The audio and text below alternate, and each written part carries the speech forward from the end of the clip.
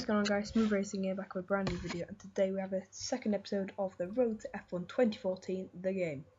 So in this episode then we'll be talking about some of the other features away from the online and career mode, which has been widely discussed, so I thought I'd talk about something a bit different. And we'll be talking about things such as time trial, time attack, and classic cars. So let's start off then with classics, and of course this year was the first year of the Codemasters F1 titles, where we had classic cars from the 1980s and the 1990s. These I don't think went down that well. It wasn't the cars themselves, they handled really well, and I thought certainly they were quite fun to drive. And I still do play them, with them from time to time, but mainly just online, seeing as the single player features were very limited, and I would like to see some kind of classic car career mode maybe, and it would be really nice if they put in a whole season, but of course we know the licensing would be really hard to get, but maybe sort of like 2004, maybe 2005, kind of the early 2000s seems to be the general consensus of what year these most people want, because of course the further back you go the harder it is to get licensing, so maybe if we just went back to around then.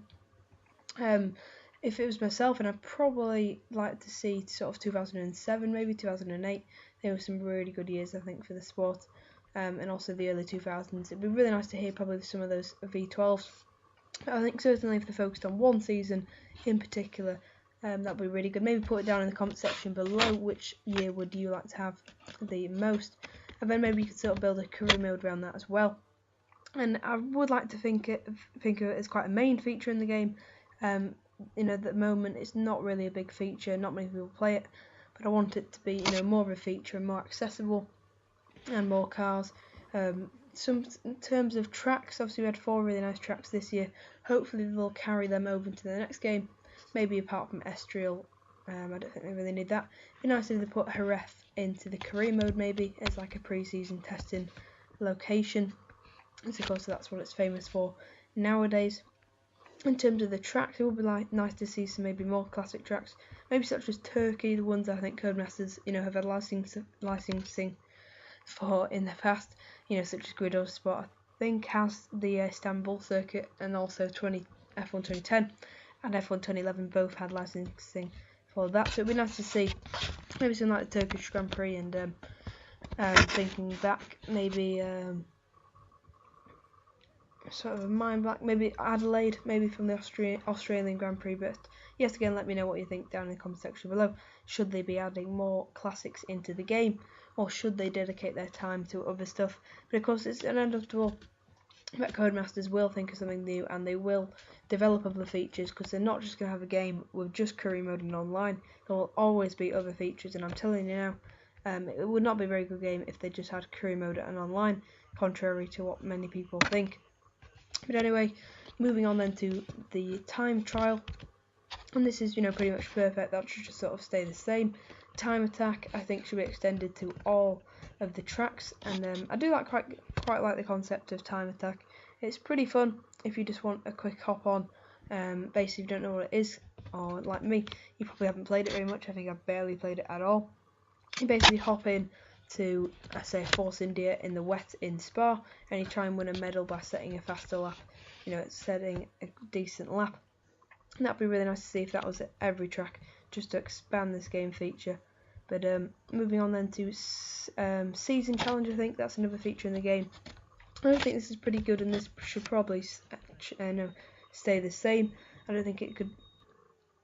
Yeah, I think Season Challenge probably should stay the same. I don't think anything they can really change it. I think it's okay how it is. It probably should remain in the game, for the casual sort of F1 fan. I don't think it's quite widely used as well. It's also quite good for YouTube series doing like sort of short season, sort of career mode, rather than the really lengthy career mode. So I think, Season Challenge should stay in the game.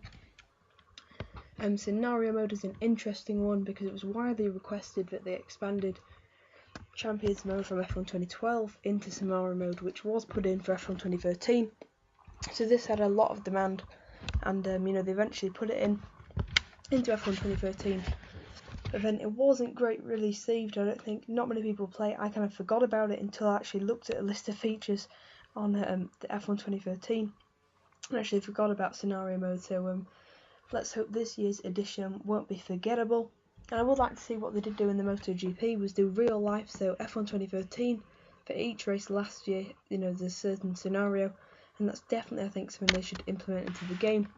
Maybe some classic scenario, but you know, that might be quite tough to get the rights to that. But certainly last year, I'm pretty sure they can do that because MotoGP, of course, managed to do that. So let's hope Codemasters can too.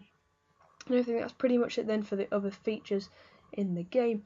I really hope you've enjoyed this episode of Road to F1 2014. Hopefully next week we'll have some concrete news we can tell you, but probably next week we'll be looking at maybe some Twitter feeds and trying to pick out some bits of info maybe from Steve Hood and Luke Spring.